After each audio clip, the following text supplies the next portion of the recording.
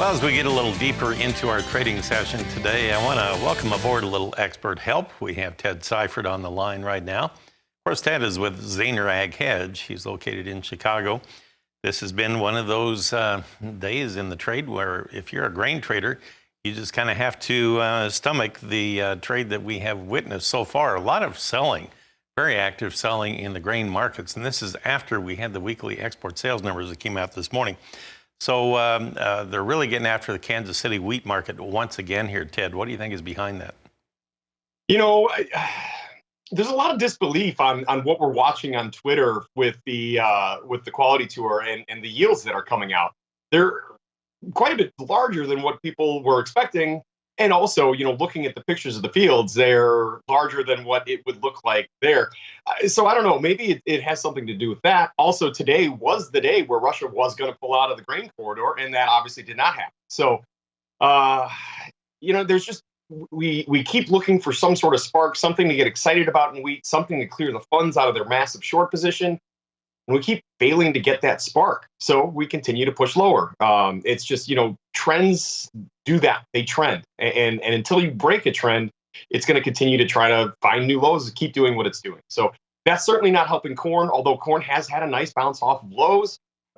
Beans were kind of trying to lead the way higher off that really impressive new crop sale or week of new crop sales that we hadn't seen on the Daily Wire, which I'm kind of wondering why. I mean, it was a pretty sizable number.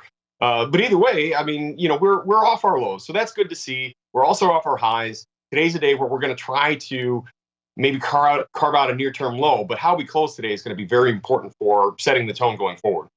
Well, let's take a look then and see what the futures are doing right now with our up-to-the-minute quotes provided by bar chart. So we go to the corn board here, and we have July corn after trading very sharply lower overnight and right at the open this morning. They have bounced back. They're 6 1/4 lower still, but we're at 555 1/4. So we're about 8 cents off of our earlier low. We have December down just a penny at 4.98. It trades back and forth above and below that $5 benchmark. That could be kind of crucial. And soybeans, you have July down 1/4 cent now at 13.36 3/4. A little bit ago, it was several cents higher. November new crop soybeans 1 3/4 higher at 11.89 1/4. Then you get to the wheat, and this is the one that's a little bit bewildering to some folks. You have Chicago July wheat 14.5 lower, 6.11 is the last trade now.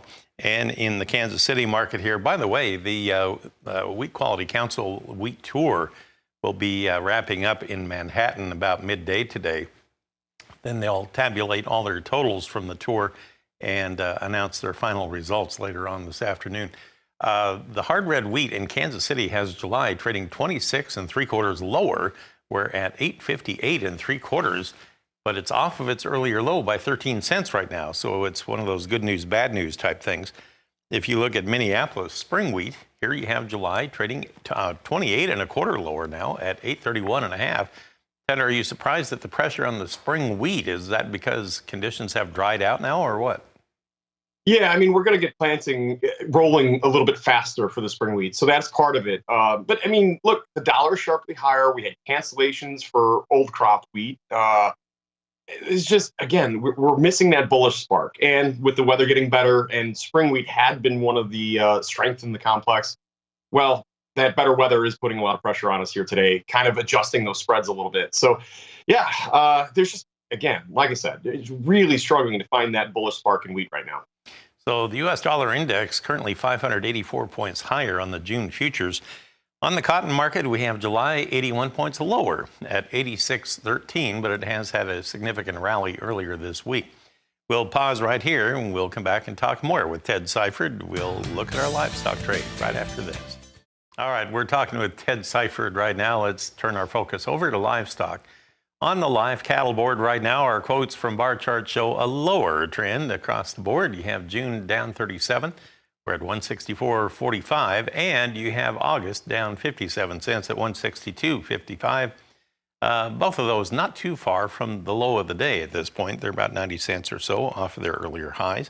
On feeder cattle, here we're sharply higher. August up $1.37 at 232.52, and September feeders up $1.40 at 235.35.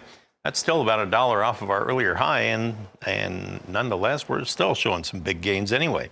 And then you have the lean hog market here that has fallen on hard times this week. It's having a hard time getting going, with June now showing a big gain of 15 cents. I say that tongue in cheek, 85.02 right now. But it's off its earlier low by $1.70, so there is that. We have July lean hogs 30 lower at 85.25. And believe it or not, that's almost $2 off of its earlier low this morning. August down 87. So let's go back to Ted Seifried here. First of all, I want to get your thought on this live cattle trade here. What do you think is going to be driving the market here this week? I hear the cash market may be firming up. Yeah, maybe firming up. So we're looking forward to that. Cattle tried to break out and did set a new couple-week high there earlier this morning, but we backed off that.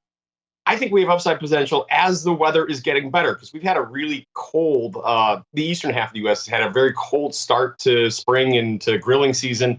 That looks like it's going to be changing. And I think we're going to see the domestic demand really firm up. You had export sales today, which were fairly decent. I mean, not the big number that we had seen, 2-3 weeks ago, but, it's a solid number, a little over 17,000 metric tons. Feeders are the leaders. Feeders signed a new contract high, and kind of coinciding with July corn being down as much as it was earlier, or still is. So yeah, I mean, I think that cattle complex look really good on a chart, both live and feeders.